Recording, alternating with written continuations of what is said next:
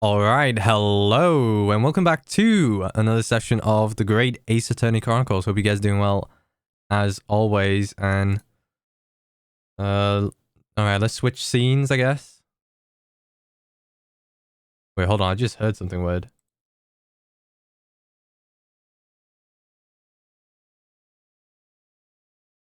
What was that? I heard like a clicking through. All right.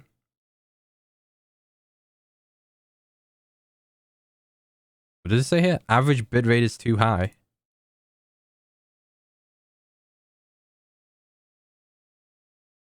Is it unstable? Question mark. We'll just go along with it. You know, who cares? I think it's been working decently last session. All right, so it's been like 2 days since I haven't done it because I was busy. Last 2 days, you know. Just had my birthday, you know, yesterday. But now we're in it. We're back into it. Episode 3, the carriage. We arrived in Great Britain, right? We made the Lord Justice. What was his name? Stronghand. I forgot what his full name was. But yeah, we told him the news. How it's like, wait, spoilers. Wait, spoilers. Hold on. If you haven't watched the other parts, I suggest you should watch it because you know the spoiler is right here. Is that Asogi Kazuma passed away. He got murdered, unfortunately. But we took over the reins. Now Hodo is replacing Asogi, and yeah, Stronghand was like, "Hey, I got a mission for you. You know, to prove. You know, I got a test for you. Defend this man. That's starting to begin in 20 minutes. So we rushed there. We met with what's his name? Something McCollin. What's his name? Is it McCollin? I forgot his name. Who knows? But yeah, he's the defendant. And the thing is, not a lot. There's a good reason why not a lot of people have defended this man, despite his charitable work and his donations, and you know he's quite the wealthy man, right? And it's because the prosecution is known as the Grim Reaper of the Old Bailey. The Old Bailey being the courthouse, and yeah, apparently he has a curse that everyone dies. I think. I don't know if that's spoilers. I don't know if that's been established, but yeah, he has a curse. It's every person he's prosecuted passed away. I think that's it, or something like that. But anyways, we got this carriage ride. The murder scene is set in a omnibus, and McCollin was there, right? We have some witnesses. Some of them have been lying. But they have seen the murder took place, right? But not sure if McCollin was the man, right? All right, so everything's excellent. Okay, it's good. Let me pause the thing here. Move over. Let's proceed. McGilden. It's not even McCollin. Who the hell's McCollin? It's McGilden. What's his name? What's his first name? Wait, let me check the card records.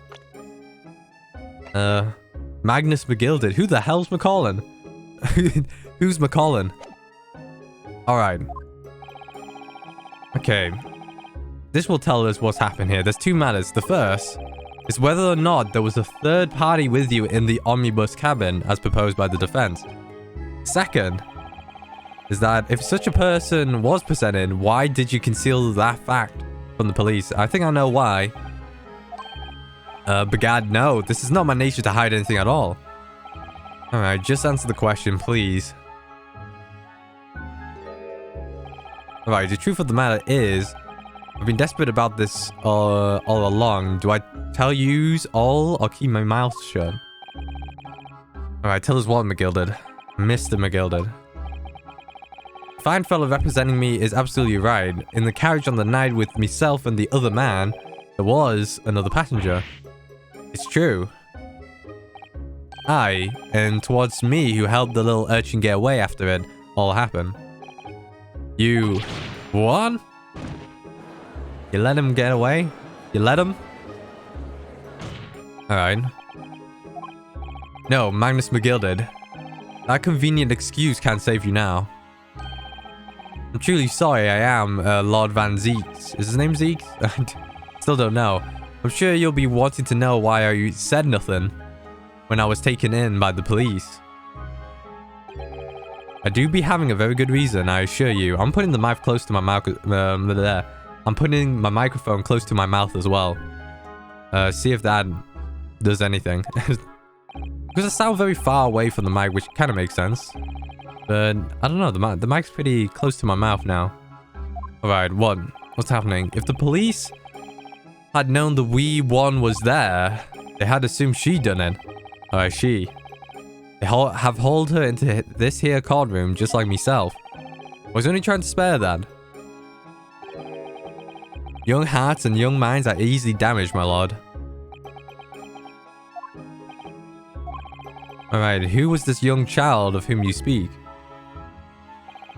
That I do not know. You don't know? Aye, well, the wee thing just happened to be there in the carriage that night. I never saw her before or since. You have absolutely no reason to believe this man. The prosecution calls for the witness statement to be disregarded by the court. You know, I wouldn't be surprised if the urchin isn't here in this courtroom as we speak, listening to the proceedings. What? Uh-oh. Ah, smoke! Fire, there's a fire! That's no use. Can't see everything through the smoke. Yeah, what is going on? Be careful, Mr. Naruhodo. Cover your face. Balef, don't let the accused escape. Secure the omnibus.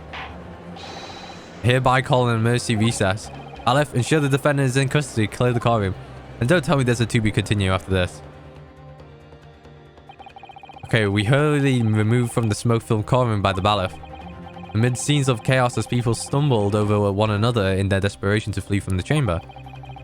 We had no idea what was happening. All we knew was that, from the time being at least, the trial was suspended. Suspended. Oh my god, as if... I really have bad timing with this, don't I?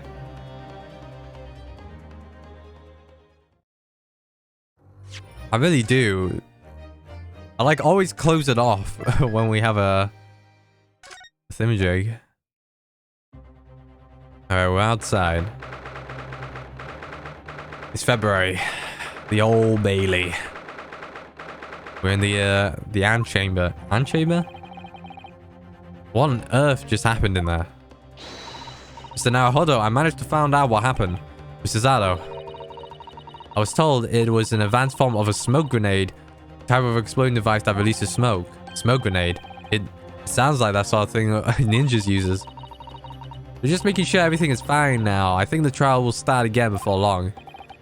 But who would have done something like that? The police managed to catch someone who was trying to flee the courtroom, apparently. Leave the courtroom? Why? Well, it was a young girl, around 15, I hear. Young girl. You know, Anwi Suzato is 16, right? How old am I? I don't see myself.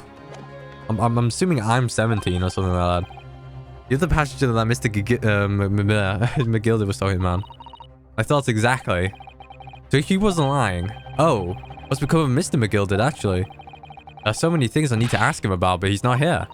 I think he was summoned to the prosecution's antechamber to answer his questions, along with a young girl. Who is she, I wonder? What was she even doing here at the trial? She was taking a huge risk, and for what possible benefit to herself? There's another matter that's troubling me. What's that? The 20 pence. The 20 punts, I assume. And 20 pence. The 20 punts. According to the coachman, Mr. Beppo. Good old Mr. Beppo. Maybe I should tilt my mic a bit here. He took 4 passengers that night at a fare of 5 pence each. That comes to a total of 20 pence exactly. That's true. But now it seems there were in fact 5 passengers. Which means the figures don't seem to add up again. She's right. That is strange. It's a good question. Counsel for the defense, kindly proceed into the courtroom. The trial will recommence in 5 minutes. Oh, thank you, officer. Oh, we're going straight away. And my neck is starting to hurt for some reason. Straight... Give me a straight back. Alright. Whoever she is, I imagine this young girl will be asked to take the stand and testify now. I really can't imagine what she's going to say, but it could alter the whole direction of the trial. We'll know soon enough, Mrs. Zato. Yes. Hi. Okay. 1 p.m. It's the afternoon, huh? There she is.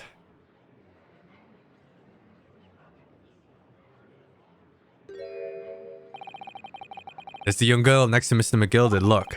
She must have been the one he caused the disturbance before. Okay, well, after that rather eventful recess, the card will now resume. Hold on. Alright, let me turn off my... I got like... I know this room... The room's gonna be hot. Maybe I'll turn it on later. Let me get a drink of water here.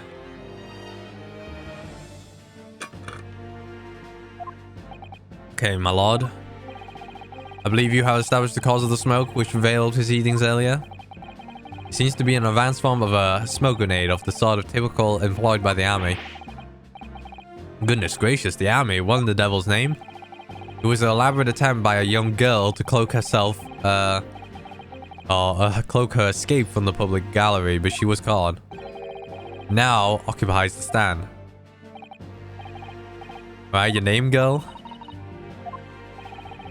Are you responsible for the smoke grenade which was induced such a pandemonium here in the car room? What's the meaning of this deplorable behavior? Ahem, if I may, my lord. Yes, Mr. McGilded? I think perhaps I ought to explain here. Why is it that this wee lass was here in the first place, and why she tried to bowl like that? The events of the night, so it is. Oh god, I'm like kind of dying here. Very well, Mr. Gilded, give your testimony. You'll explain to the court exactly how this young woman is involved in the case. Wow, it's pretty hot in my room, just like immediately. Or maybe it's because I'm feeling a bit cold. Just what happened that night. It's not like a defense lawyer needs that information or anything. Alright, let's find out. It's a testimony, here it comes. Alright, on the night of question, I took the back seat in the omnibus and promptly nodded off. Then Bagara, a loud thud, and a wee scream woke me up with a fair start. So there's like 6 people, I assume. There's a fella collapsed on the floor at my feet, so I sat him up on the seat across me. Then I turned out to find out where that scream come from, and bless my soul, what did I find? There was a child in there, all coiled up in a ball, hiding her wee self-aware. Self-aware. Self-away. Alright, this is all truth, I believe, yeah. Yeah, it was indeed right in the omnibus. Yeah, it's exactly as the defense counsel said. This last was the 5th passenger, my lord. Uh-oh. How did he die then? There's a 6th passenger then. Defense may now cross-examine the witness. Are you ready? I'm going to go for the last statement here. Rather, no. I have no idea where to start. Yeah, it's the last statement, I believe. But I don't think there's any evidence, you know, that we should be using here. Yeah, that's fine. There was a fella collapsed on the floor, makes sense. Yeah, I remember that. And I turned to find out where that scream had come from, and bless my soul, what I find. Yeah, here. We gotta press up here. Hold it! Where though? Did you say she was hiding herself? Aye, that's right. It was hard to see in the dim lamplight, but she was all coiled up in a wee ball when our eyes met. Well, my hand nearly stopped beating in my chest. Ugh, you're really overreacting this. Still and all, I pulled her out from under there and sat on the seat opposite so I could have a wee chinwag with her. Seat opposite? That's right, just next to the dead gentleman there. You sat this young girl next to the corpse, sir? Well, as I'm sure I mentioned, a gentleman in my position can all too often find himself in mortal danger. So, I needed to find out just who this urchin was, you see. And while I was in the middle of talking with her, I heard another scream, a fella's voice this time. Presumably that scream was Mr. First, who was sitting in the roof deck seats. Yeah, right you are, I would say, sir. Whoop, my mic's moving a bit. Look down through the skylight. He must have seen this young girl and the gentleman with a knife in his belly. In other words, the previous witness did not in fact see you at all, Mr. McGilded. What they believed to be yourself and the victim was in fact this girl and the late Mr. Mason. Aye, my lord. I I think everyone understands. Stand at the back of the carriage, out of sight.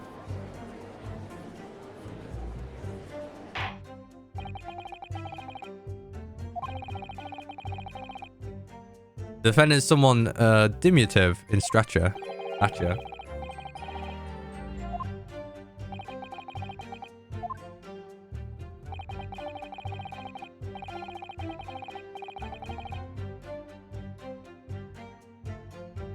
Alright.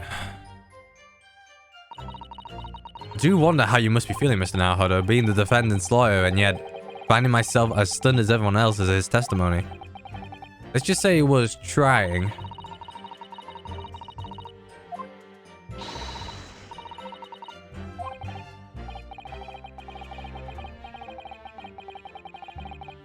Alright. Mr. Naohodo, no grumbling, even in your head. Ugh, how do you know? What the hell's the... Yeah, question here. A loud thud. And a wee scream, yeah? Hold it! Let's do some pressing, I guess. You sat him up, the victim, you mean? That I did, on the seat across from me, as I said. I could plainly see the poor devil was already gone. And you wouldn't believe a dead man just laying on the floor now, would ya? Just common courtesy, so it is. Find that a little hard to believe. Ah, Lord Van Ziegs. Now, why would that be? You wake to find a man lying at your feet at a carriage. Any normal person would hail the cabman. Any upstanding member of London society, that is. Well, now, as you know, I'm in something of a special line of business. The business of lending money at extortion rates of interest. Unfortunately, my lord, not everyone is thankful for the help I offer them, and some would even see me dead. So I do try, where all are possible, to avoid getting myself in a tangle with trouble. Makes sense. Are you suggesting you were just gonna leave the man there? Heavens alive, no! I was always intending to report it, so I was. Only, I had a mind to find out the whys and wherefores first. The whys and wherefores? Alright, there were some details I want to understand before anyone else got to meddle in. A wee scream I heard, for example. Wouldn't your good self do the same? Yeah, the scream he says he heard at the same time as the third of the victim collapsing. Bless your soul, what did I find? Should I present the statement? Do we have statements here? I don't think we do. Let's not press the wrong button here. Hold it! Whoops, I pressed the wrong button. We've seen this again. Have we not seen it? Yeah. Oh, we gotta... Yeah, just hold B.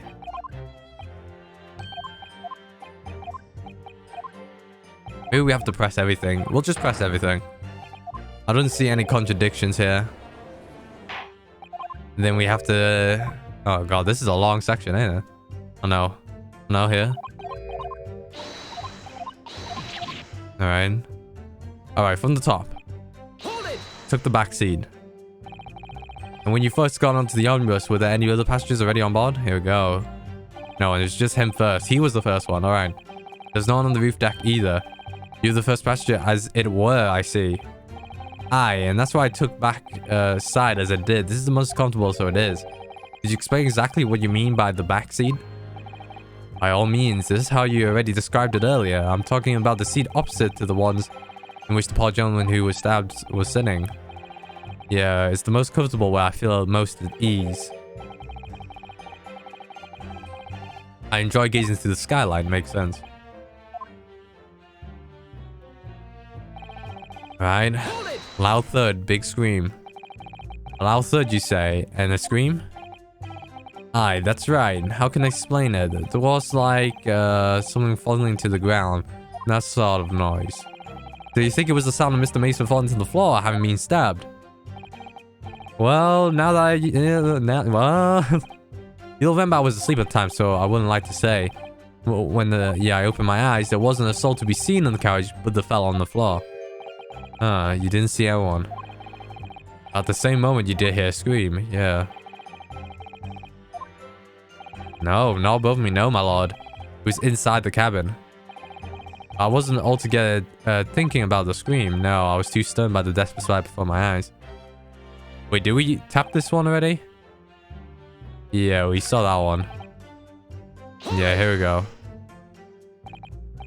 Alright, I'm afraid I don't understand. I'm sure you told the call room that there was no one else in the carriage except yourself and the victim. Yeah, so it did, sir. I did. So what do you mean by that? Just a queer thing. The wee scream I heard as I woke up came from, if you excuse the vulgar expression, under me backside. Goodness gracious. Under your backside. Yeah, lifted the seat. Yeah, here we go. Yeah, we saw that.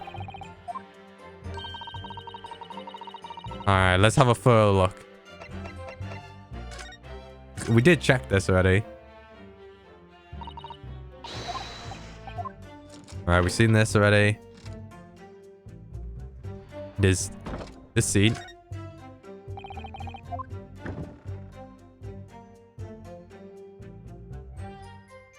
Oh. It's empty.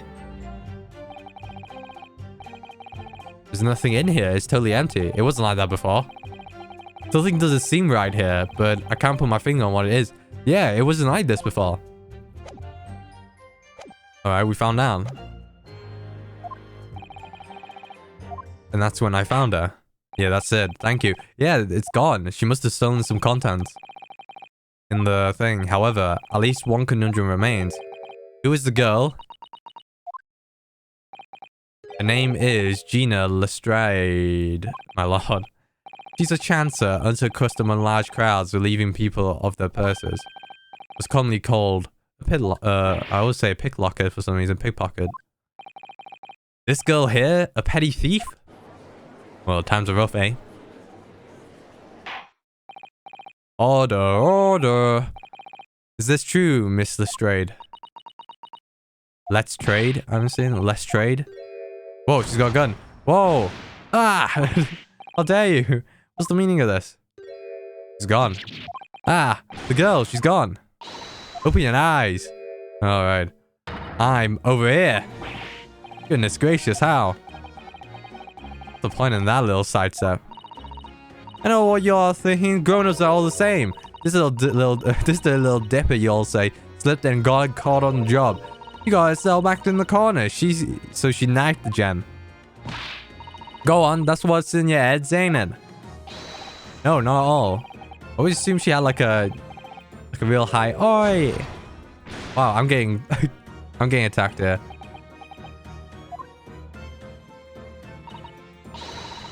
Look, knives are for cowards. Only thugs use weapons like that. All I need for what I do is these fingers. I'm a professional, alright? Maybe not in your eyes, but I got pride in what I do. What? In what I do? Let me guess, you don't count smoke guns among weapons for thugs. Oh, this? Yeah, was in a bag I lifted the other day. Down where they keep the four-wheel drags. It has the same, that's Iris's weapon. It's nice, isn't it? I like the pink best. Ah, don't whip that thing in the direction again. That's Iris's weapon. Iris's Wilson. I just swallowed it, didn't I? That's Wilson. That's Herlock Sholmes. Her name is Iris. Alright. That's Herlock Sholmes' subordinates. Tools of the trade. Alright, yeah. Just like the Irishman said, yeah, so he is, right? So he is Irish. I don't know how I could make an Irish accent without it sound like some high-pitched leprechaun. Like, ooh.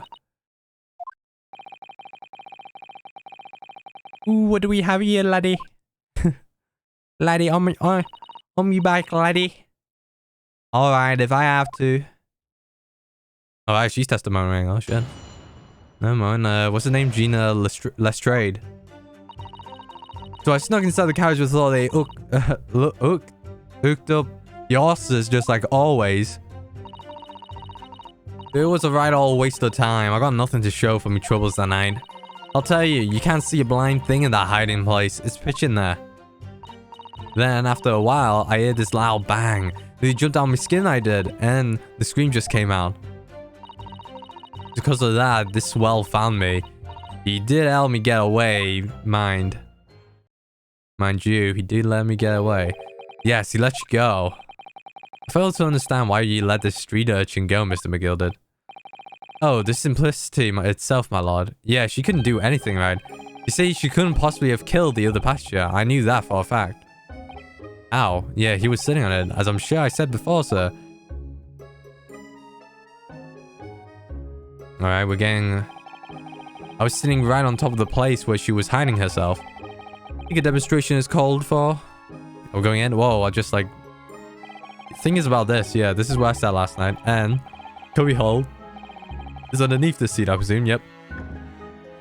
She took the tools. She took stuff in here. Yeah, for this girl's stature. Aye, but of course, the wee lass was stuck in there. Because I parked myself on the seat for the duration. Ah. Did you see? That's why I let the lass bolt.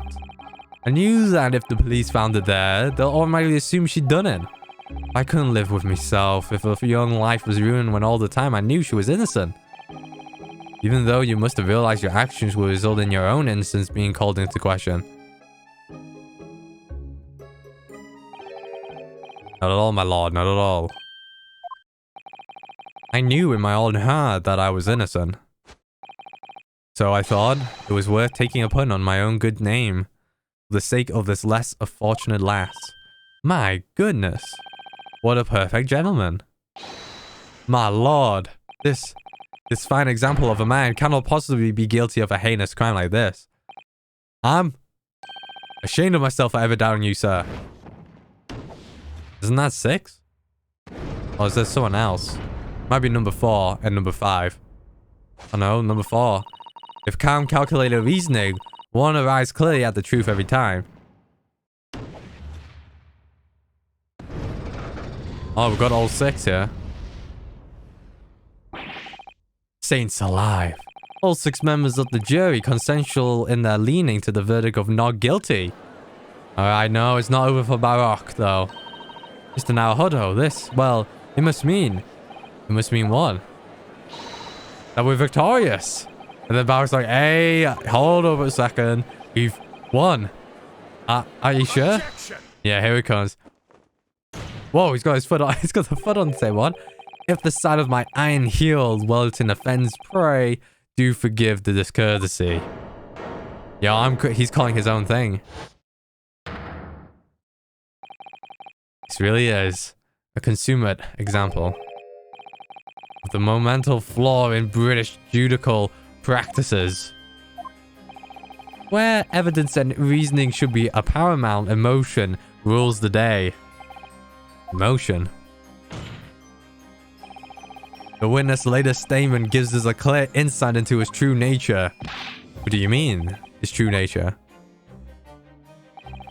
Do you really think Scotland Yard were made such a glaring omission? After the incident, the omnibus was comprehensively searched by officers of the police. Alright, obviously the interior of this cubbyhole, as the witness put it, was included in their investigation. The compartment under the posterior seat was full of the coachman's belongings. It's noted in black and white here in the police report. Good lord. The evidence has been tampered with. In order to corroborate Mr. McGilder's story, someone has unlawfully removed everything from under the seat. Yeah, I saw that. You brought that one up. But why did she take it away, though? Order, order. How could such a devious contrivance possibly have been affected, counsel? Naturally, we must acknowledge the deficiencies of the constabulary in allowing this to have happened. However, I assure you, when the omnibus was wheeled into the car room this morning, yeah, the contents was in there. Under the seat was not empty. Well, my Nipponese friend, that was true, hurt me. When the carriage was submitted as evidence, doubtless you examined it in fine detail, as would any self-respecting practitioner of the law, we did. Ray, what did you find the condition of the undersea compartment be? Oh, to be sure, the young gentleman will be able to clear this up in a jiffy. Sorry? Go ahead. You tell the court now, fella. All this is an all-elaborate excuse by the desperate Lord Van Ziegs. Sorry. Yeah, we could lie here. How am I supposed to answer? What can I say about the state of that little compartment under the sea? It wasn't empty. Yeah. I really don't know if giving this answer is helping my cause as counsel for the defense. But as far as I remember, at least, there was something. When I first examined the compartment, I'm fairly certain there was a number of articles inside of it, yes. Are you sure, counsel? Be whist. What are you saying now, you daft doll? I thought you were on my side here.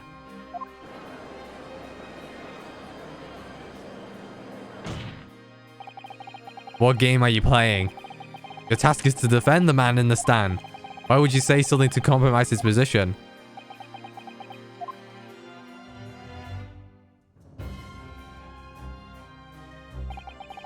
As the advocate for the defense in this trial, I confess I'm still not entirely sure where I stand. But it seems to me that I should state what facts I do know as clearly and honestly as possible. A bit of respect for Van Ziegs. Interesting. It's not altogether pleasing fella. I'm simply telling the truth, Mr. McGilded. Well, don't forget that you're supposed to be representing my best interests here, lad. Now then. A fella's memory is a curious thing and altogether not reliable. Well, yeah, no, the court must consider the fact that their cubby hole under the sea is as empty as the devil heart, so it is. Yeah, I would say, what's her name? Gina is not involved. Hopefully, I hope, unless she had like a gun. Do you think perhaps it would be in your best interest now to admit that you may have been mistaken? Why? Why do I feel like something's not right here? Yeah, why is he lying? Sounds like the jury to weigh in on this matter, I think. The compartment is designed to house equipment used to maintain the smooth running of the carriage. The guild's rules state that the omnibus should be properly and fully equipped at all times, so it certainly wouldn't have been empty on the night in question. Beppo isn't that irresponsible. Our money-lending fleecer and the pig purse are lying. Yeah. I hope they don't. I hope not a lot of people will do it. Ah. Alright. I believe I was nearly taken in. The stinking rich are always stinkers, nothing but cowards, a lot of them. What? Oh no. It's a trick. Of course it's a trick.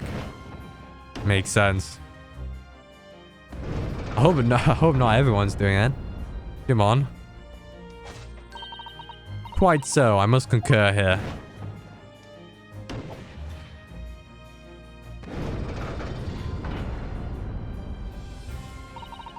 With calm, calculated reasoning, one arrives clearly at the truth every time. Yes, but every time a different truth, it seems. Alright, so it's even Stevens again. 3-3. My lord, I humbly exhibit the scales of justice. Clearly, a verdict of not guilty at this time would be wholly inappropriate. Makes sense. Thank you, counsel. But before we proceed any further, there is the matter of the outstanding cross-examination. Alright, we still have to cross-examine. Counsel for the defense, begin your questioning of the witness, please. Why did they take it? What just happened? The whole balance of the trial just shifted, almost beyond recognition. The Reaper of the Bailey is at work, it would seem. I mean, finding out that it was empty, yeah, I guess. Alright, I think we start with from the top, because I don't think there's a contradiction. So, you were already in the omnibus before I even set off on its run. Oh, it might be a thingamajig here. But yes, I mean, what's the point of spending a Joey to make a few barbe? That's a rum idea, ain't it? She's good with the coin flip. Or the coin shuffle, is it called? The coin knuckle shuffle? But I'm pretty sure knuckle shuffle means masturbation. In some lingo. I forgot what it's called. Coin rolling? That was like a coin shuffle.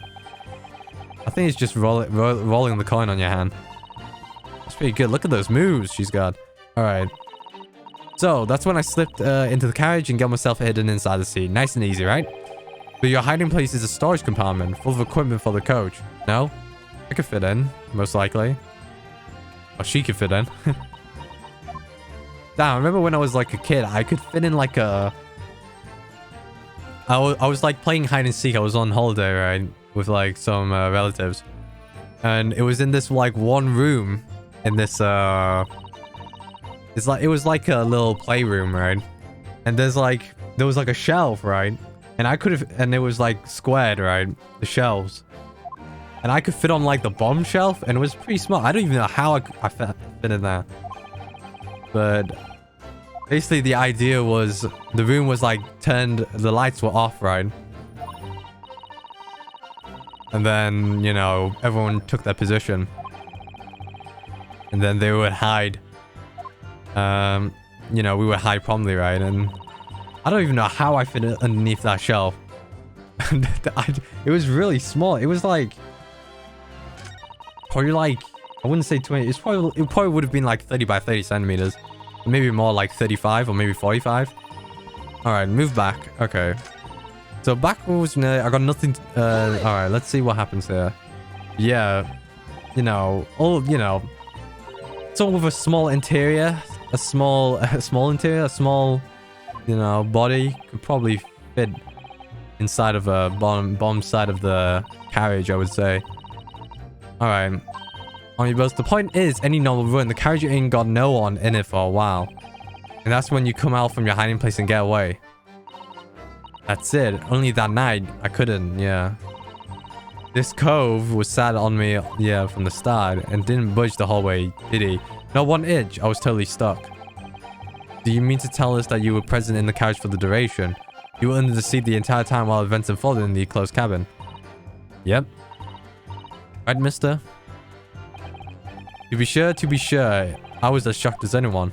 You don't expect to lift the cushion you've been sat on and find a child now, do you? Yeah. So this Miss Lestrade, I'm assuming it's Let's Trade, right? Couldn't possibly be the culprit then. That makes sense, yes.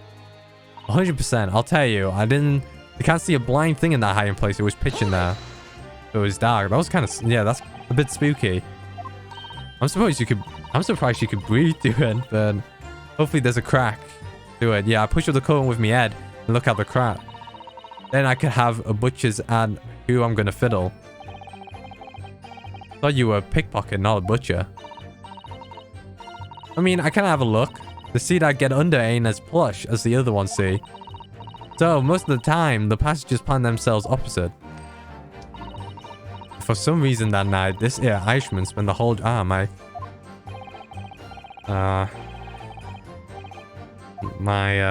jaw kind of hurts. Yeah, hold on. I need to massage my jaw a bit. Sorry. And I'm getting like a bit of the sniffles as well. Why didn't she stick to picking people's pockets in the open then? I said there's some reason that she's not letting on, judging from her demeanor. So anyway, I was a bit scared, but I had just stick out under there. Nothing else for him. Alright, after a while, I hear this loud bang. Okay, when you say a loud bang, do you mean the noise of someone falling to the floor?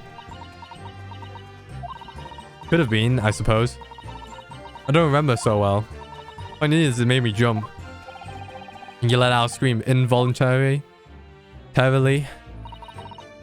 Yeah, that's right. Then I felt the cushion over me head get lighter all of a sudden. Presumably when the defendant got up in order to help the victim, yes? Oh, no. It could equally have been the moment the accused stood in order to stab his victim, could it not? Well, girl, did you see what happened at the crucial moment? Yeah, I saw it. Pushed up the cushion and had to quit butchers while I had the chance, didn't I? The Iron Man was seeing up the bloke would have fallen on the seat opposite. Alright, that makes sense. The match is Miss Gilda's account, of course. But then, the fellow suddenly turns around and looks right at me. I snuck down back again, but it was too late by then. I should have never risked looking. Alright, okay, man. Yeah, that makes sense. It's because of that, yeah, didn't help me. They helped me get away. Yeah. Alright, so he discovered you. He pulled you out from your hiding place. I was scared stiff. He dragged me out and sat me down on the seat and all. Next to the victim, Mr. Mason. Yeah. The bloke had a knife in his guts. He was still bleeding. The carriage lurched a bit and ended up falling onto me. Ugh, how awful. But for me, hands got covered in blood. It made me feel sick as a dog. Ah, both her hands covered in blood. That must have been the rooftop passenger saw, yeah. Both of them. After that, I believe you talked with Mr. McGilded for a while, is that correct? He asked me some stuff. Wanted to know my name and what I was up to and that.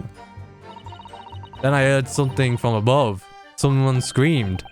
Yes, Mr. First on the first deck, one would presume. Well, I didn't want this to see my face, so I didn't look up. And the horse were drawn up Spanish, and this here Irishman says to me, get back under the seat. I'll see that you can get away later.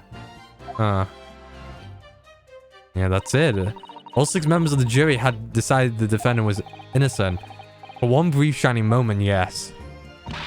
It's clear that they are still very unsure. If we could just find some conclusive piece of evidence among this New Testament, I'm sure. What? Is there something? I think you're right. I have this niggling feeling. What the hell? Something's bothering me, but I can't quite put my finger on it. What could it be? I looked up, yeah. But when I was there, I got nothing to show. Can't see a blind thing in that hiding place. It was pitch in there. And I screamed. I can't find... I'm a bit confused. Maybe she could have found something. I don't know.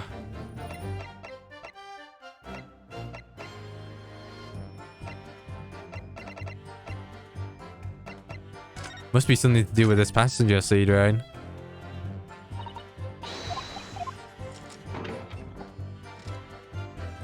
Maybe it will update it. Oh, the controls on this is like so scuffed. I don't even know why. What's this notice? Ah, there's a poster for the Great Exhibition that was due to start 6 months from now. Alright, there's a lot of focus being drawn to this Crystal Tower, the centerpiece of the whole exposition. Oh, the Crystal Tower, it seems... Wait, can I change my controls? Wait, I'm going to try to see if I can change the Y-axis. Because it's really confusing. I can't change it. Sad face. Maybe I could change axis, possibly? There was something here. Isn't this the glaring thing? Yeah, but there's nothing. Anything else? Wait, hold on. Is that anything in the... on the top side, possibly? On the bottom side? I don't know.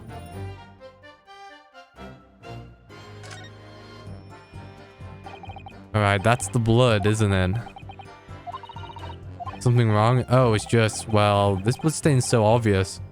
That's all. And yet, Van Ziegs has no mention of it. Why do I have such a bad feeling about this? I don't know. What the hell's the contradiction?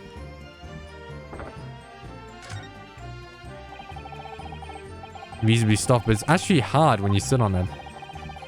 2 gentlemen to sit by the side, of course. An English gentlewoman would be dressed in such finery.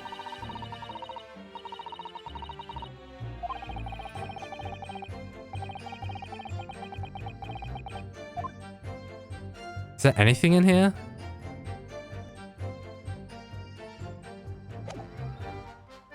I don't see, like, the big conclusion here, you know?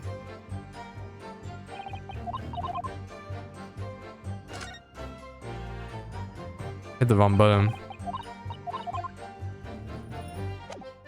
Oh, it says Phoenix Ride Omnibus on it. Wait. Oh my god, I'm gonna press like the wrong button. Jesus Christ. Wait, PC? I don't think that's it. Gameplay?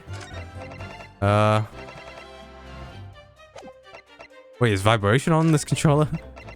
Look. It doesn't have a thing. I can see... What the hell's the contradiction?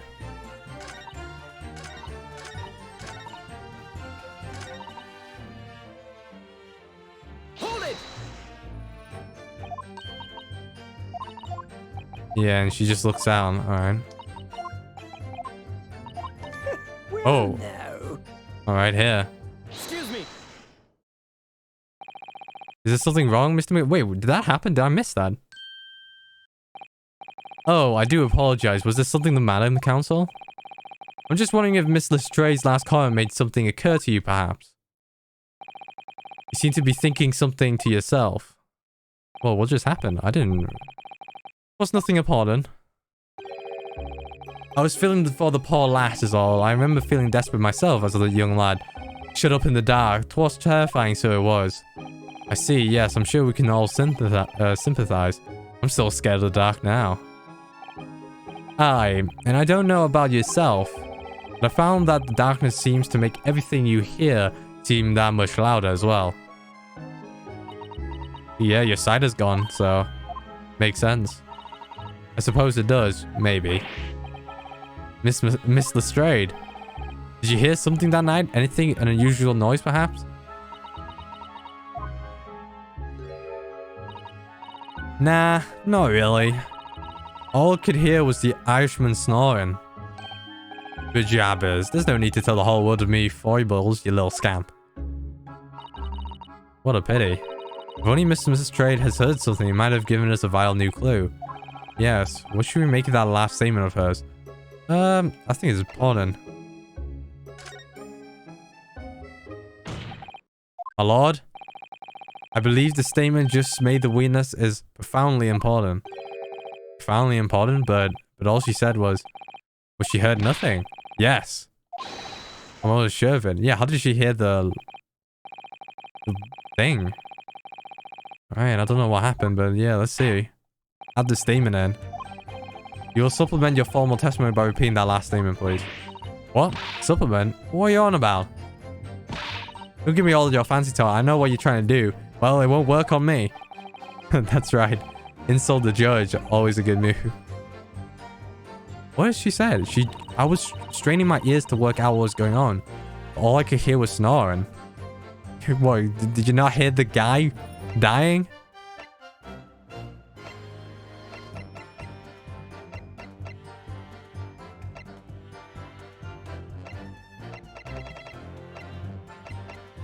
I don't know what could I don't know what you could put in. Let's press it. Let's press it. So you were straining to hear what was happening to the entire time since the moment you hid yourself. Not exactly, no, sorry. Well, there was no one in the cabin to start with. I could just push the cushion up and have the butchers see what's on what, right? And then when I saw this swell going on, I got my head down so he didn't notice me. Mr. McGillis sat on the seat under which you were hiding, correct? Yeah, when you Adam and Eve it. Wouldn't you believe it? Adam and Eve, would you believe? That's some Cockney. So, then all I do was listen. Cockney accent right there. I was waiting to jump out there as soon as I heard him leave, see? But yeah, Adam and Eve it. Would you believe it, eh? Even though we stopped there and there, I never heard the door open. So I just stay put and listen to him driving his pigs to market. Snoring like a old dog he was. I don't get it. Huh? Are there any conclusion we could draw from that, I wonder? Yeah, it doesn't add up, right? Miss Lestrade, what you just told the card? They're clearly at odds with the facts. Ah. At odds? Yeah. If she can't hear anything, how did she hear the thing? I'm so confused. It seems my learned Nipponese friend is not as dull-witted as I feared. But Van Zieks realized it too. I hope I realize it as well, because I'm confused. Alright, counsel. I must have said that you bolstered your claim with evidence. Oh, shoot. Or some complicit net pie name. Oh, shoot. According to Miss Lestrade, while she was hiding in the omnibus that night, she heard nothing but the sound of Mr. McGillis snoring. But think, Winosuke, think. There's something else she should have heard. Yeah, him, right?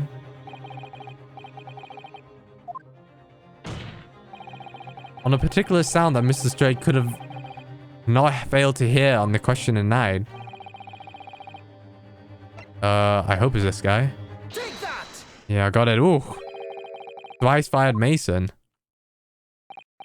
Yes, my lord. The sound that Miss Lestrade couldn't have failed to hear is that victim, Mr. Mason, boarding the omnibus. Order, order. Explain your reasoning, counsel. Mr. Lestrade, allow me to confirm something. You claimed earlier that you were the first person on the board of the omnibus. Is that correct?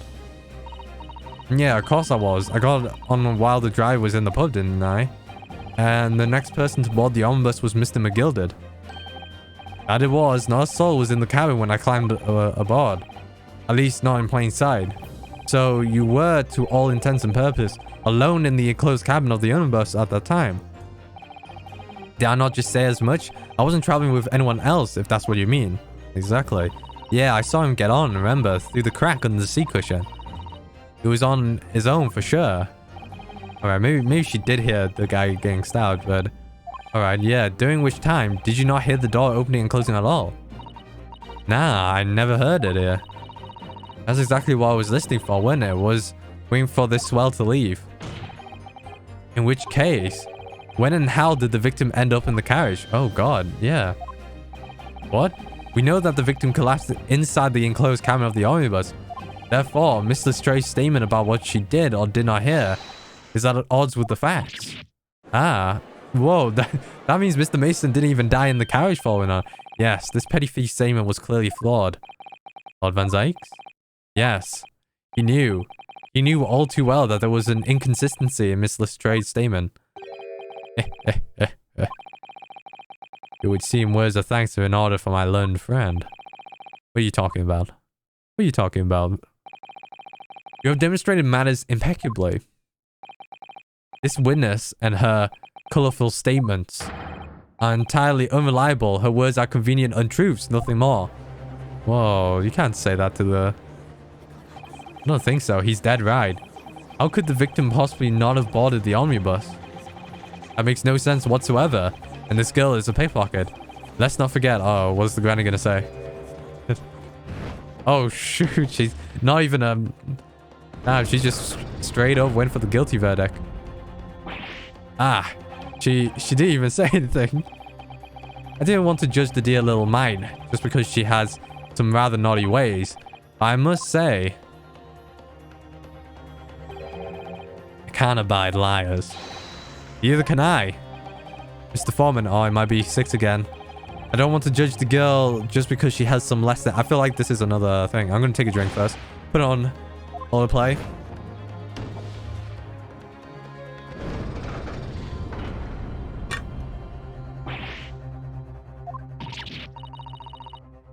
As 5 jury members lean to not guilty. Right. Well, your consideration for others is refreshing, my Nipponese friend.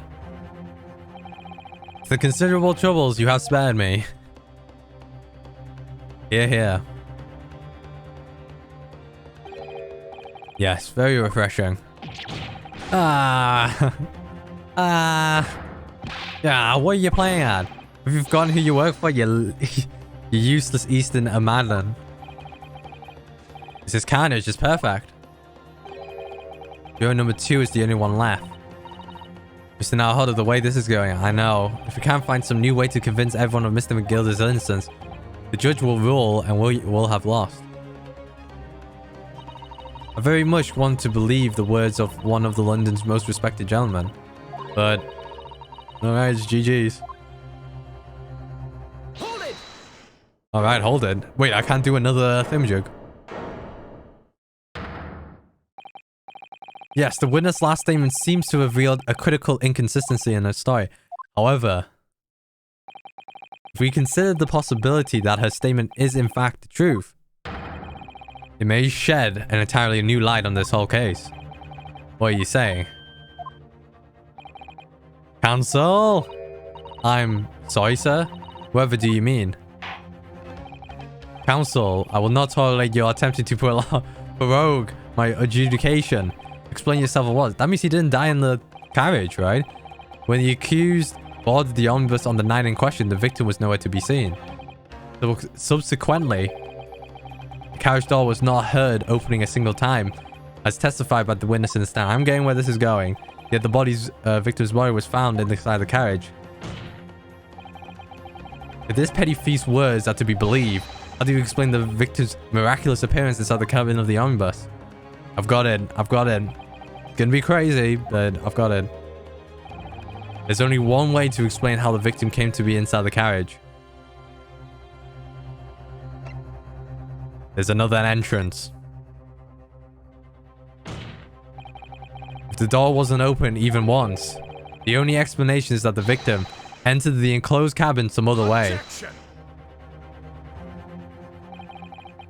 I wonder what new fantasy you would come up with in your blind panic. But behold, the omnibus is here for all to see. Oh, I got you. I got you, you dumbass. I got you. Yeah, the others has windows. Fix windows. It's not that. It's not the windows. It's not the windows. Van Zeke. But there could be. There's one possibility you haven't considered. Oh, really? Yes. One other way inside that isn't the door. Another opening. Yeah, you must know. Alright, counsel. The defense will identify the location of the cord. It's the sunroof, bro. Where on earth is this, my man? Right here. Take that! The answer is obvious. It can only have been the skyline. I say the skyline? Objection! That clears up the suspicion. Your ludicrous proposal almost had me lost for words. However, alright. The skyline may have well been large enough for someone to pass through. So you claim, but do you have a shred of evidence to support your adult brain theory? Both Mr. McGilden and Miss Lestrade said the same in their testimonies. They each claimed to have heard a loud thud, such as the noise made by someone falling to the floor. Yes, which has already been explained, as the sound of the victim falling from his seat, having been assaulted with the dagger. Yes, it has, but would a man slipping from his seat onto the floor really have made such a loud noise as the witnesses described? A noise loud enough to cause Miss Lestrade to let out an involuntary cry, in fact. Good gracious. Perhaps, in fact, that was the moment that the victim made his entrance into the cabin. No, let me rephrase that. The victim did not enter the cabin as such. He fell into it. Objection! Oh god. You're now suggesting that the victim fell from the skylight into the cabin. That's simply impossible. How can you be so sure? Because if the victim had fallen inside the skylight, as you say, the passengers on the roof deck would have seen it happen. And yet, not one person made mention of such events in their testimony. Well, yes, that's true, but hold it. Alright, Mr. McGilded. Had a humble fella make a wee comment here? Mr. McGilded. To be sure now, the two fellas who were sat on the roof that testified before said nothing of the victim falling through the skylight. But it seems to me, my lord, that this is not so much a case of them not saying, but refrain saying? Yeah, aye. This is a case of them being unable to say. What? I think perhaps the two fellas do be having something of a compelling reason not to mention what happened. Wouldn't you not agree, fine ladies and gentlemen of the jury? Oh my goodness, surely not. Those two chaps on the roof? Damn, jury number 4 is going at it. You mean the ones who stuck that knife in the man were... Ah. Alright, we're clearing up suspicion, but... Hold it. Who's it this time? Alright. What's his name? Fairplay. I thought I was going to say fair trade. Just what are you insinuating here, you blitherer? Your Honor, he said. He said, Your Honor, what are you insinuating? Why is he on a horse? This is a flaming outrage. I've got in mind to give you a blinker in a minute. I'll give you a shiner in a minute, he said. And so will I. Just a flare play. You effectively accusing me, a sturdy gentleman and a well-respected banker. Well, not really well-respected after the deaths. Me, a very angry hatter. Suggesting that someone like me could have stabbed that man in the guts. It's a disgrace. It's scandalous. I protest. I protest in the strongest possible terms. That's right, I protest too. And you rotten scoundrel. He's just laughing, Mr. McGilded. He just wants that defend. Not guilty verdict. This is not the time, witness. I will not permit this wanton invasion of the stand. Return to the anteroom as once. But this is beyond reason, my lord. This is outrageous. It's the very heaven. Why is he on a horse? Why is he in a horse position? I don't understand. Go ahead, Lord Van Zeeks. It was the defense that incited this outburst from the witness. My learned friend has seen fit to abandon all protocol and accuse the witness without proof. Accuse? I never intended to. It seems, young Nipponese, that your command of the English tongue is wanting? What? You propose to this course that the victim fell through the skylight from the roof deck of the omnibus. That hypothesis cannot possibly stand without the rooftop passengers being aware of the events. Yeah, I'm pretty sure they've been, like, forced. I know. You have branded these gentlemen liars. You have intimidated their criminal guild. Now, British courts of law, that is what is termed a baseless accusation. I know I was rash to put this idea forward without any actual evidence, but can't just dismiss it without a second thought.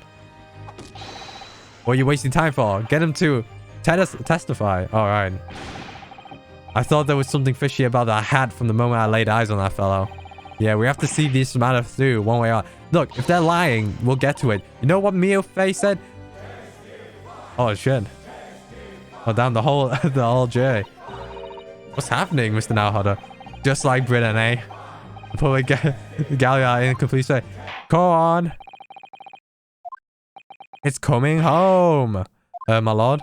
Yeah, you know what Mia Faye said? She said, when you lie, it builds up and there's more cracks, right? The more you lie, the more cracks will show.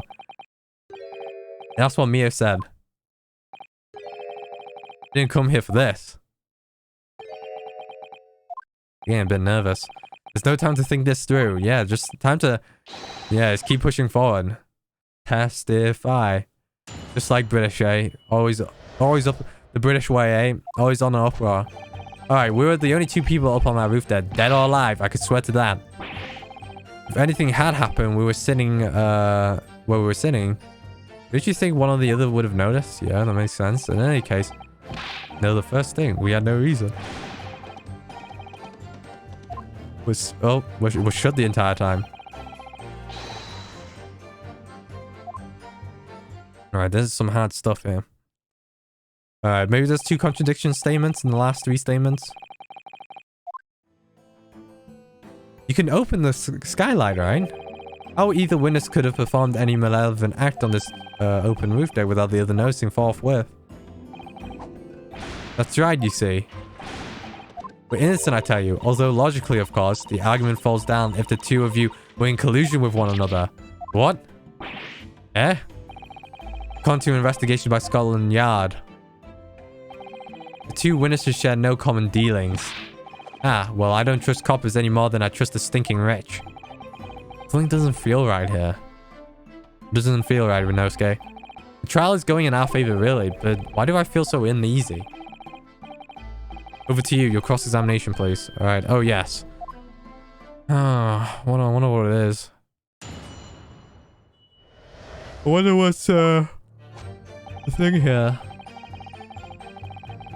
Should we press this? It must be either a 6 party or someone else.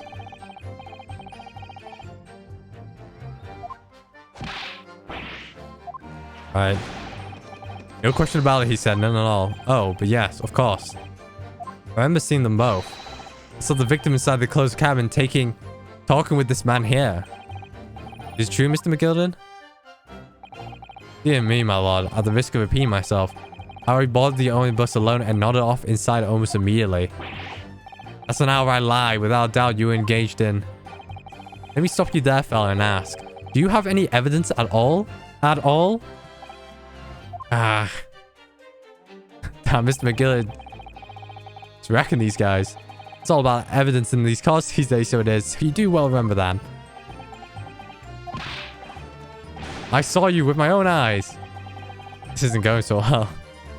Alright, the next one. If anything happened, we'd be saying, do you think there'll be one of us? Oh, yeah, what about collusion? Collusion. Well, it was on the final run of the omnibus at past 10, even though they said there's no connection. Is this some kind of lark? Is this some kind of joke he said? Is that what it is? Why is he on the horse? I don't like that. Why is Mr. First doing that? Did he used to be a horse guy? Might be. I'll give you the keys to the vault if you could fall asleep in the night they're called. If you did manage it, your eyelids will freeze shut and you never open again. Yeah, that's extreme. That must be, it must be real hella cold. Real hella cold? It must be real cold. Really cold.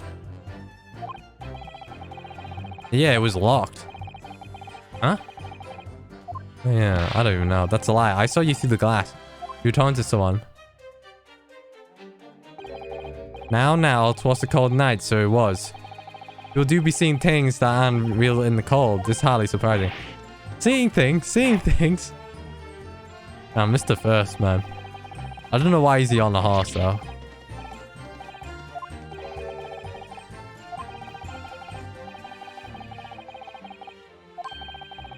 Open and free competition is what a capitalist society is all about. This isn't about competition I should like to be involved in, really. Alright, here we go. We're going to the last 3 statements here. Neither of us know the first thing about the victim. We had no reason. Makes sense, possibly. Alright, let's put on the autoplay here. Whoops, press the wrong button.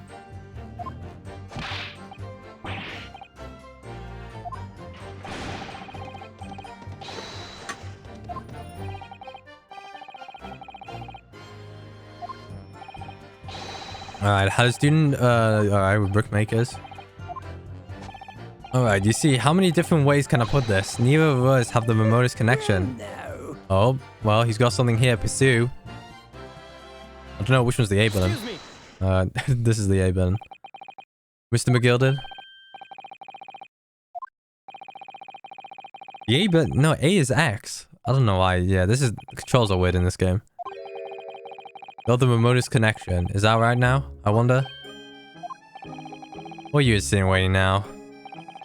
Ah, Mr. Fairplate, that's been long, so it has. If I'm not very much mistaken, I believe this fast approaching is not your repayment date. I beg your pardon? You borrowed 20 Guinness for me, sir. At an unconscionable rate of interest. You tricked me. It's extortion. Well now, is that a touch of begrudgery? Yeah, you know when you do loans, if you want to do a loan, you better pay up like as soon as possible. But whatever you like loaning, you better pay up.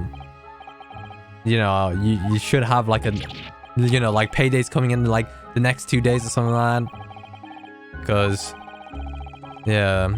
Alright, the top hat's lying about your head. Is that one of your own creations? Oh, well, yeah, I'm still an apprentice, you understand. I'm willing to find the perfect fit for whoever fine gen walks through the door. Perfect fit it is. Well, this is a very distinctive device, so it is. Many customers like me, I tell you. There's like a distinctive touch. Customers? Just thrice-fired Mason? He does know him. There was a photographic print of the victim submitted as evidence for, my lord. Oh, he's wearing a hat. Can't help thinking that this poor fella hat looks distinctly familiar, wouldn't you say? Oh. That's one of my hats. He just admitted it. Aye, that is.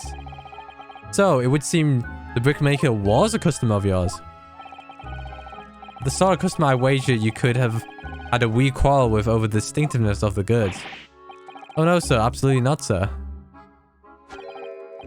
Well, there really is nothing more to add. It would be right to say that the two fellas here haven't the remotest connection to the victim, you say. Yeah, that's true. They're both related. I rest my case. You little weasel. Ah. Better this than I am. Gosh, Mr. McGill has certainly been thorough in his research, hasn't he? Please, don't let me little interruption hold of the proceedings. A hat hunter. Oh, damn. Got a secret achievement? I tell you, we couldn't possibly open it. Let's press it. Are you sure? Are you quite certain about that? The skylight was shut the entire time? I'm going to lose my block with you in a minute. He's going to lose his rag with you in a minute. That's what he said. Take a look for yourself. Go on. You see, it's shut fast. Just like it was that night. Can you not close it? So it is, of course. A fellow that size of Mr. Mason could likely break through it. Alright. Just looking at the size of the thing. You will understand. The size of the thing means nothing. Not on its own. Let's consider the big picture here. Stop by on your cane, shall we? I was riding the omnibus on another occasion when, well, I broke wind loudly. I shocked myself with it as it happened. The judge is like, what? This is an unexpected confession, Mr. First. Oh, I just mean to say, well, the point is, I tried to open the skylight, you see. But just my luck, I couldn't make it budge. That stench was terrible. Everyone was looking daggers at me, sir. I went as red as a rogue, I did. Are you expecting me to sentence you? Oh, no, sir. The point is, the skylight cannot be open. I tried and tried. That ain't... Did she just say? Never mind. Excuse me. Excuse me. Is that her voice? She sounds a bit deep for a 15-year-old. Strayed, you got something? He's lying. Mr. Strayed? It opens. The skylight. That is what we're talking about, right? Oh, she's got the gun out. That's the... Oh, shit. Man, she's got moves with that. All them skylights open, dead easy. More easy than you can load that weapon. That's a lie, I tell you. Otherwise, when I broke wind, I can't do it from the inside, you mug. Oh. Look, a few weeks ago, I was up on the roof deck of one of them drags. And I had a great hole, I mean, and purse is coming out of my ears. Mr. Stray, this is not the forum to be illogizing, I think, on the subject of your criminal activities. Yeah, that's true. Well, anyway, I had a bit of a scare. When I lifted the last bloke's perk, got wise to me. All four of them surrounded me, so I couldn't hop off the bus and leg it. Hop off the bus. So what I did, I used the skylight, opened the catch, and jumped right through. Alright, there we go. See, there it is. Thanks, Gina. I needed that. I need that, Gina. That's what I'm talking about. You can open it from outside. Yeah, climb up and... Yeah, please open it. Thank God. See, that cements our thing. There's a lock there. Yeah. Cinco de Mayo. Ah, oh my hand. See? Order, order, order. So it appears that the street girl's statement is quite true. I don't believe it. The skylight opens. And from the roof there, I knew the skylight opened. What the hell? Yeah, that is the clue.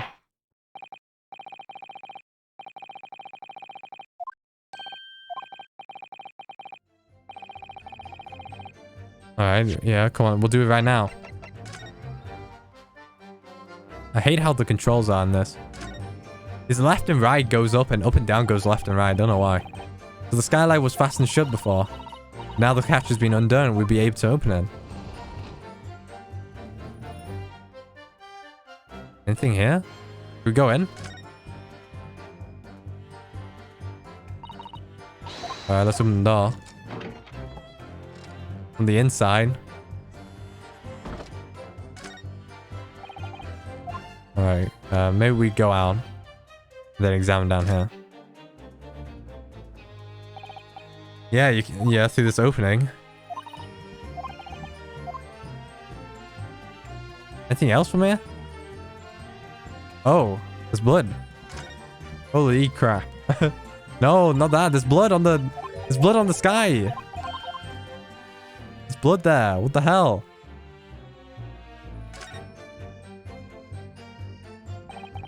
No, what the hell, dude? There's actually blood there. How do you zoom in on this damn thing? Is it from the inside? I have to go in? It probably is. Let's check.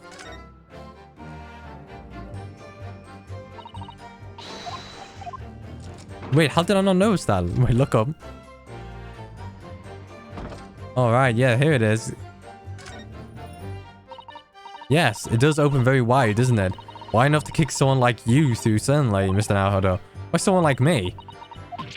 Ah, what was it? Look, just here. Look at this. That's, without question, it's blood. Why would there be bloodstains there? Surely, it can't be unrelated to the case, can it? Yeah, get wrecked. There's bloodstains visible on the frame. Alright, here we go. Now present the evidence. Which one is it? If you're so sure the victim fell through the sky, where's your proof? Oh, I got it right here. Son of a bitch. Objection. You son of a bitch. On the night in question, I'm gonna autoplay it. You son of a gun.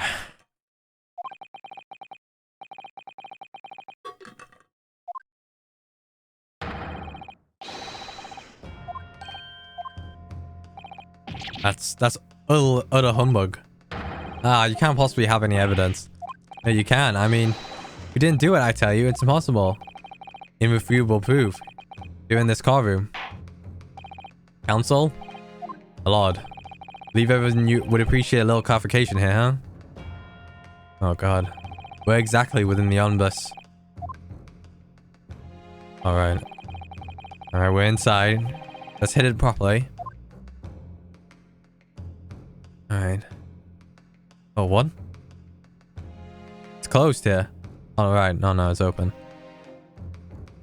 Wait, why is it on this side? Is it like that? Got it. Got it. By Jupiter. Is that blood? Ah. This bloodstain proves two things. Firstly, when the incident occurred, the skylight of the omnibus was open. What? And secondly, the victim was already bleeding when he fell through the opening. Oh my. And so it follows that Mr. McGilded, who was inside the enclosed cabin himself at the time, cannot possibly be guilty of this crime. No. No. No. Order, hold it. Alright, who's holding it? That's him. But the blood could have sprayed up there when the fellow was stabbed inside the cabin. That's pretty impossible. And only found its way to that one particular spot on the skylight. Sure. And that would be very convenient. I hope it ends here. I don't even know how long we could do this. And let's keep in mind that the skylight catch only be fastened from the roof what the hell? roof deck. And I myself wouldn't have been able to open it, would I? But there's no way to know for certain, is there? If the gen really fell through the skylight, I mean. Yeah, I wonder why they're like... I mean, it's probably not them, but... This is all too plain, if you see. There's the aftermath that shows the poor fella drop from the fair height right there. No. But it can be. It's all... lies. My fellow jury members. I think we can all agree that this is a clear proof of the defendant's innocent, can we? Right, I believe we can, yes sir. It's clear to me now where the filthy rubbish can be found in this car room. So, they thought they could pull the wool over my eyes, did they? Right, German thought he's on it. She's quick. I wouldn't tolerate any of the girls' carriages being sullen with blood. I wouldn't tolerate it. Oh, I always knew that nice gentleman who gave us that delightful heart couldn't have done it, such a thing. Yeah, shut up. You're a 6. Shut it, Granny. Oh. 3. Objection. Alright, damn, they're all gonna do it. A rock. Van Zieg's a chilling performance, Mr. McGilded. Oh, and what ye be referring to there now, Lord Van Zieg's?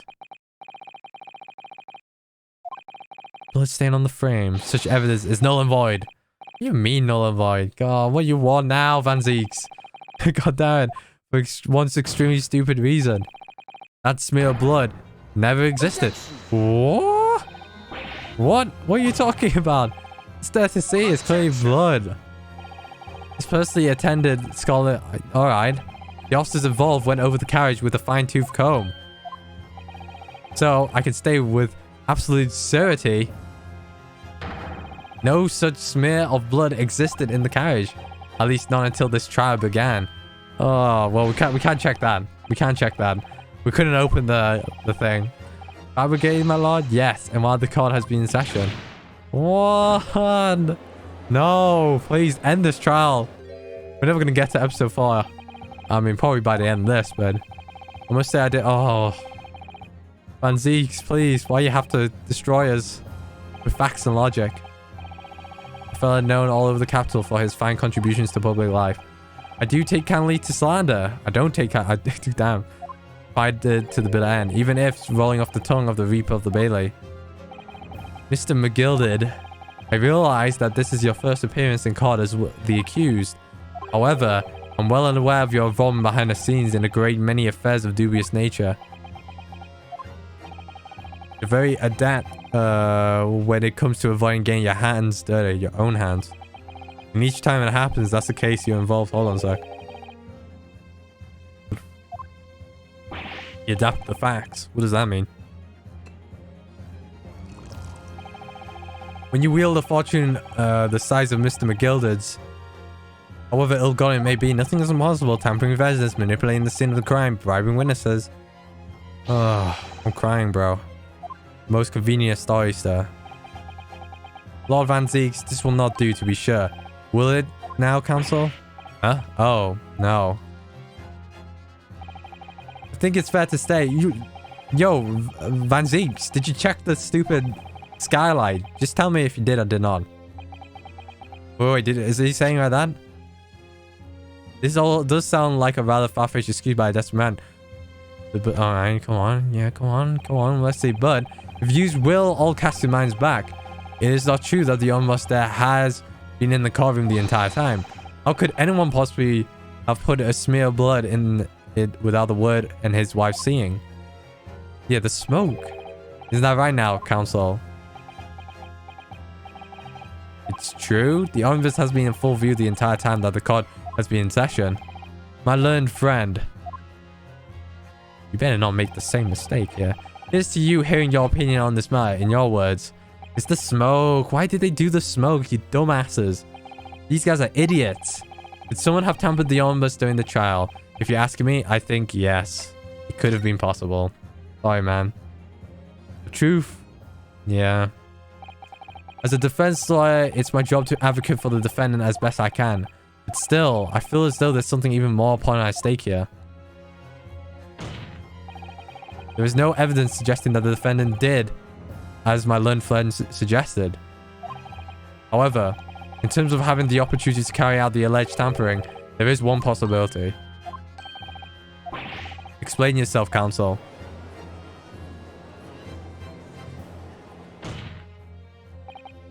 Yes, there is. It seems my learned Nephanese friend has no intention of running from this deceit. I'm sure everyone still remembers clearly the recess that I was forced to take as a result of a smoke grenade fired by the witness currently in stand, Miss Gina Lestrade. Yeah, why did they do it? Oh, damn it. He said there was no blood there, so I'll take his damn word for it. Alright. We're still on this, fine. I hereby call emergency recess. And then Mr. McGilded, he's gonna be pissed. He's not gonna be happy when I'm gonna admit this. And everyone was thrown into confusion. All of us were made to leave the chamber.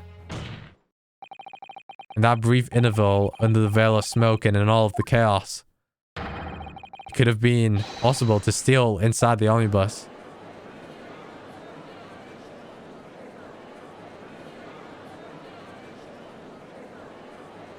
You said steal? Are you wise? Alright, Mr. McGilded, calm your fucking ass down. You're lying, bro. What are you trying to pull, you rotten feckless Goga? Goga? You're supposed to be defending me. This is a wicked plot. This is a plot to undermine me, so it is. Whatever you think this is, it changes nothing. The facts. are the same. Yeah, we're not trying to fucking put you down. Why the fuck was there a smoke grenade? After this car room was evacuated earlier as a result of the smoke grenade, a number of inconsistencies materialized in relation to the oblast. Yeah, that's true. Okay, inconsistencies. Such as? Alright, to start with, the storage compartment underneath the rear passenger seat. Yep. There was some stuff there. When the police investigated the omnibus, this compartment was full of the driver's items. Secondly, we have the smear of blood on the edge of the skylight. As I have said, that was not present at the start of trial this morning. Unfortunately, Lord Zykes. Lord Zykes? Alright, what you said? Yeah, there's no one else able to corroborate your claims. That's true. When the omnibus was first wheeled out, both the storage compartment and the skylight were searched. There was something in there. I'm afraid to say, we cannot establish with any certainty if this evidence is the result of tampering or not. Indeed, my lord. No doubt there was not a single person who saw fit to verify such things. What do you think? Sorry? There was something in the thing, but I don't know about the skylight. Anything else as usual?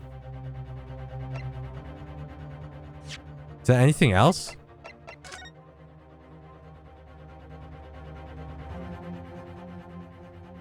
Phoenix Ride. What could it be? What else? I don't know, bro. I have no idea. If I'm honest, I don't remember what I examined when yeah, that omnibus. Either way. My lord, at this moment in time, the defense can point out one other inconsistency. Mark, what is it? Miss Sato, what are you doing? I examined the omnibus with you, don't forget. It's something that seems to be... I think it might be the pool of blood. That's what we need to identify now. What in devil's name are you going to say now? If you dare to betray me, you little maggot, you better start watching your back. Silence, Mrs. McGill. The court awaits the defense clarification. I think I know what it is. I think I know what it is. I don't think so, but Cesaro, I think the answer, you know, Cesaro stopped us. It must be the thing on the floor, right? It must be this. It must be the floor. The alleged mark. It must be this. It must be this. Because Zeke's didn't present it. If we consider that the victim fell through the skylight onto the floor of the cabin, you would certainly expect to find signs of blood where he landed. I'm gonna autoplay.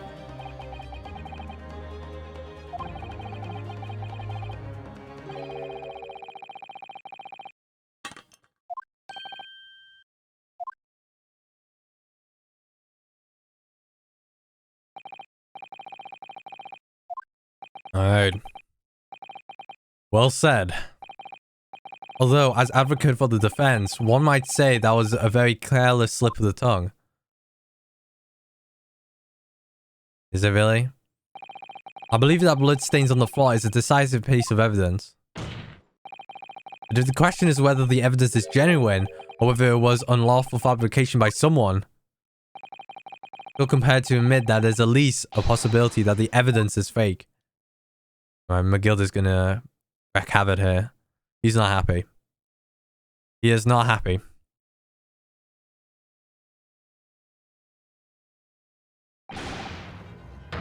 Alright, here it comes. McGilded. This trial is over. Mr. McGilded. I've done everything I possibly can to cooperate with the court, but it's all over now. But you're the defendant. It's over, I tell ye.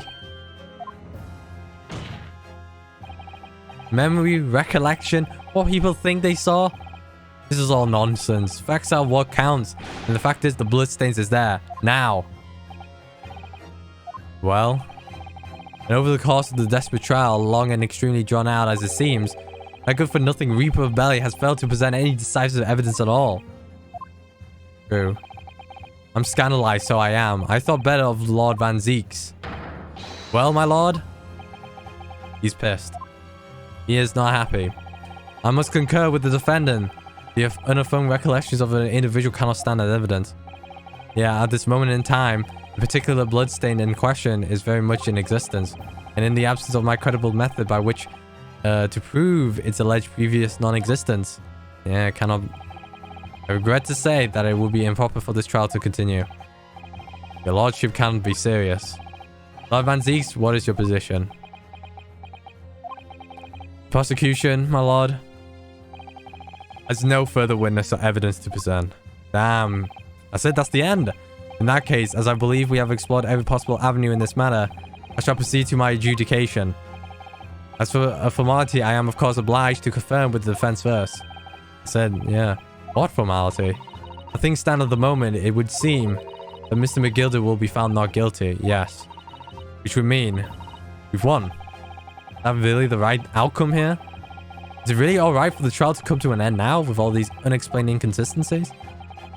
Counsel for the defense, your closing statement, please. I guess maybe we'll end it. Yes, my lord. The defense believes...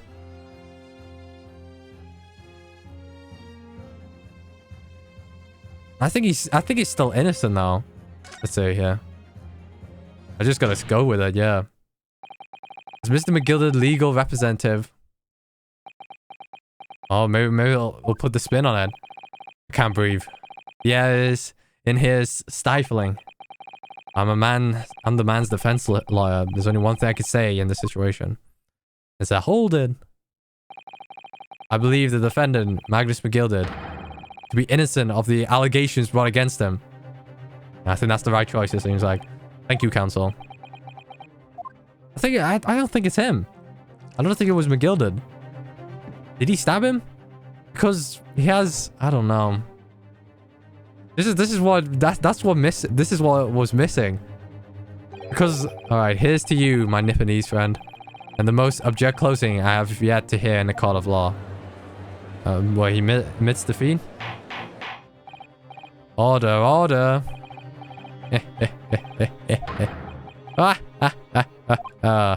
Oh, it was a grand decision to appoint you as my lawyer, so it was a grand decision. Was it actually him? You saved one of London's most influential gentlemen, fella.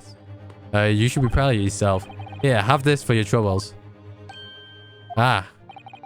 Your job here is done, fella. And some fine work you've done, so ye have. What do you mean? This just so, as the right honourable gentleman so succinctly put it afore, the trial can't go on anymore.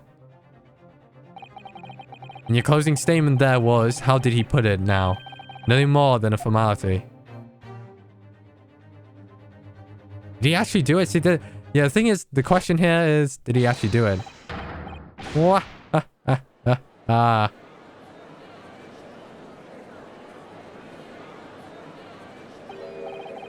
I really don't know what to make of all this, yeah. Was the evidence we seen genuine, or was it fake? His lordship would be fuming. Any insightful rubbish should be disposed of promptly, as I said. Stinking rich are always guilty of something. You, mark my words. I feel terribly ashamed that I ever doubted that lovely man who gave us the lovely park. I don't even know what's happened, you know. I am compelled to declare a premature end to this trial. Furthermore, the court must accept the defendant's plea. This is it.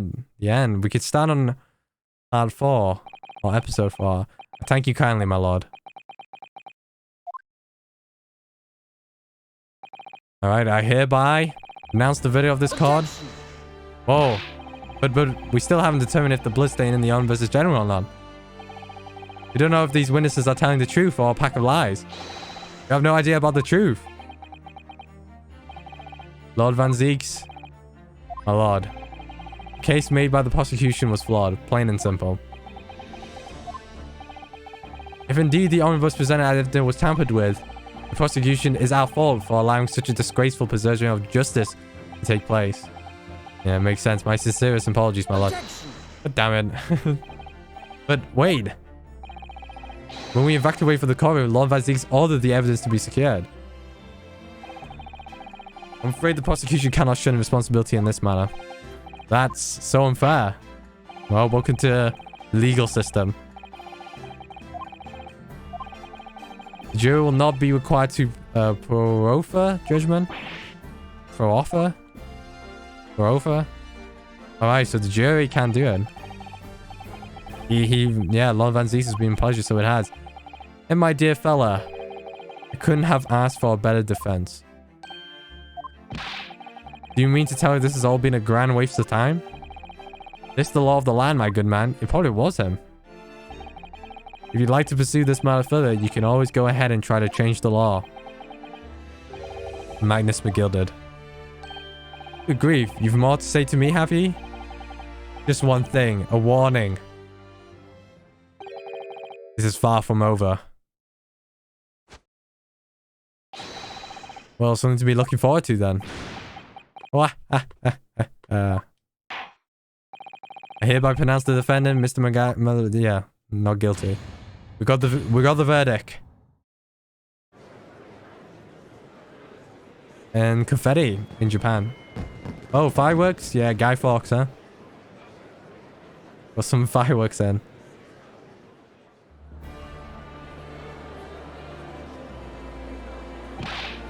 Can't believe it. This is an outrage. They should have examined the evidence more. What are you talking about? The man's been cleared. He's innocent. Yeah. One of the most weird cases, right? Well, with the courtroom in pandemonium for the second time that day, the judge delivered his verdict. My first ever trial in Great Britain came to an abrupt end, with the defendant being found not guilty. Yeah, ostensibly a victory for us. Was it him? Did he do it? Did he actually do it? Don't know.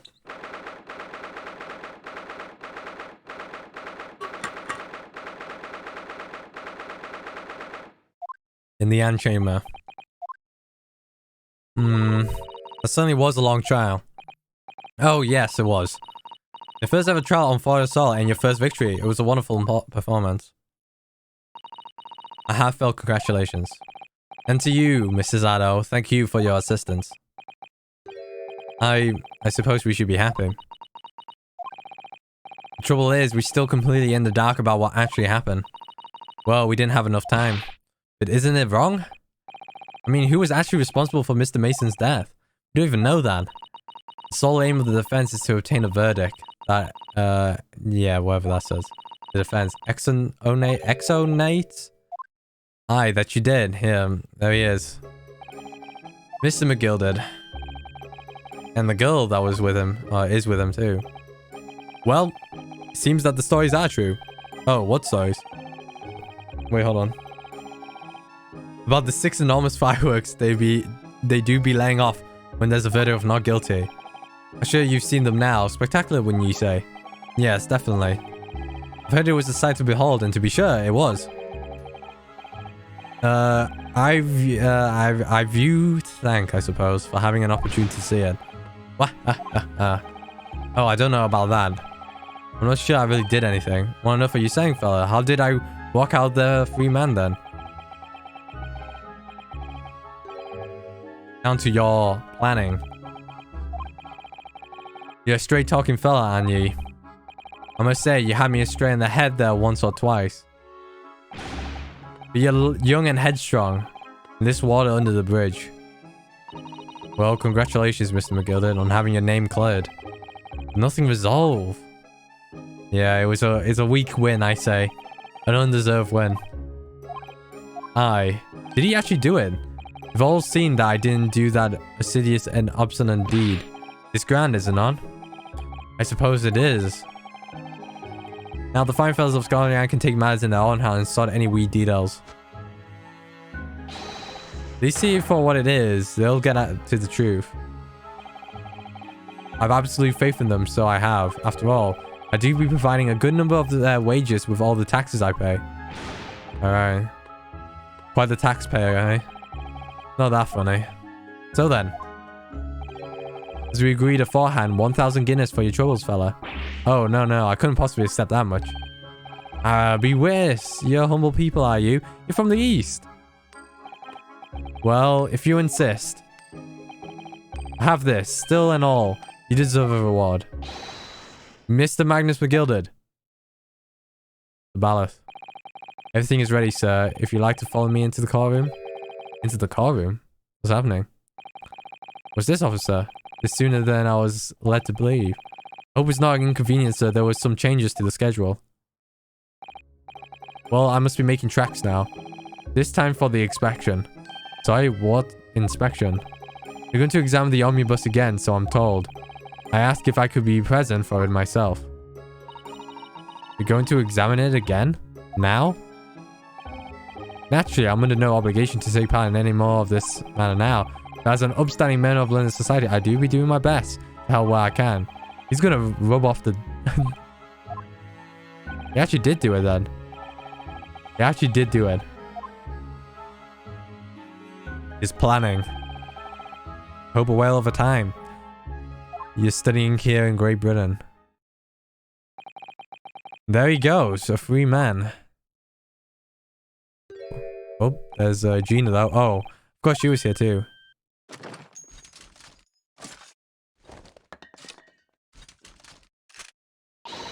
Don't move. Whereas I want to say, get a move on. It really does take forever to load that thing. Miss Lestrade. Would you mind putting that thing down? You're a grown-up. Sorry? And I ate all grown-ups. Ah, there you are. Ah, there she is. Naughty, naughty. Running off like that. Is this some kind of picnic? Who's this little girl now? And taking that with you as well. I was looking forward to the trial of my experimental smoke grenade launcher. Ah.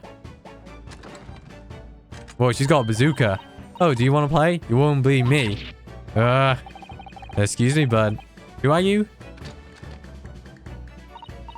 Oh, good day to you. I'm, well, the inventor, I suppose, of that machine.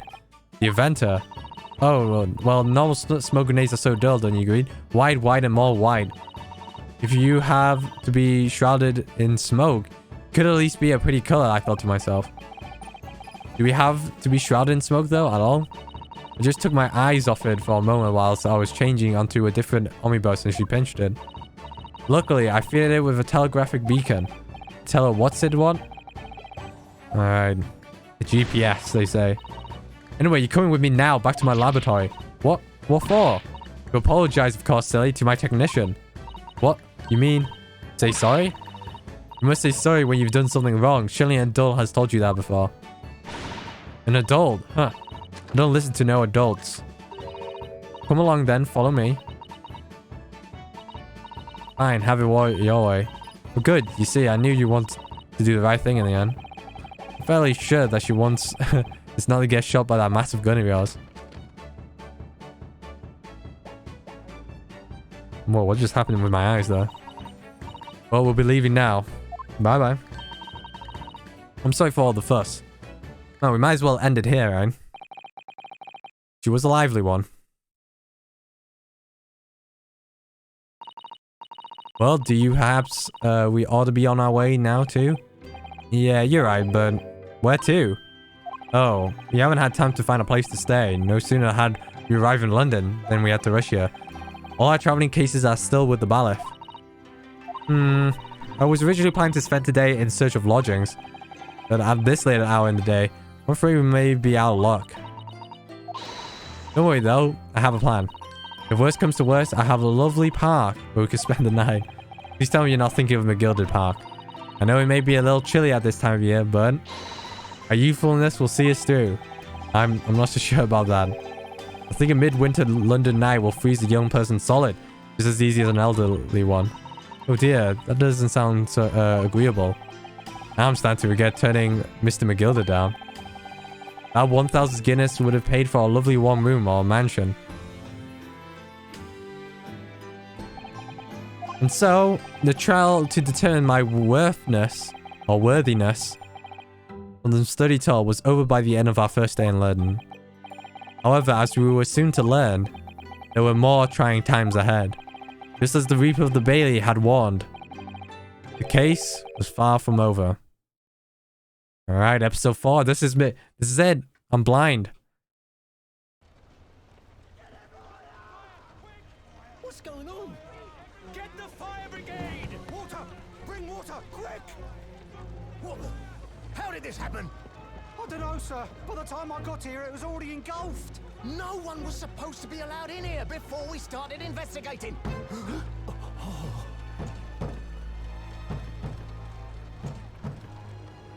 No. Oh, good God. There's someone in there.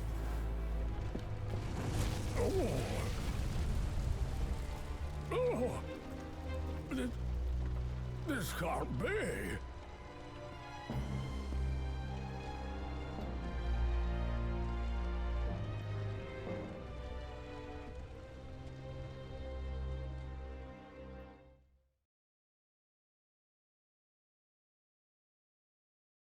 All right, that's it. That's the end. I think we're gonna wrap it up. Good session. The Realm of the Reaper. Very clear win as well. All right. That's it. Episode 3. On to episode 4. Clouded Kokoro. Kokoro? Kokoro. The Clouded Heart? Kokoro. The Adventure of the Unspeakable Story. The Hound of Baskervilles. Alright. Yeah, we'll call it here. Alright, good session all around. Yeah, so next session we'll be going in blind. I believe. I've played only the first 3. I know a bit of the intro, but I don't know where it's gonna lead to. I think it's gonna be a long one. Episode 4, but we'll see. We'll see. Yep, that's me for episode 3. That's it for this session. So I hope you guys enjoy it. And yeah. Hope you guys enjoy this session. And I'll see you guys soon. And I'll catch you guys later.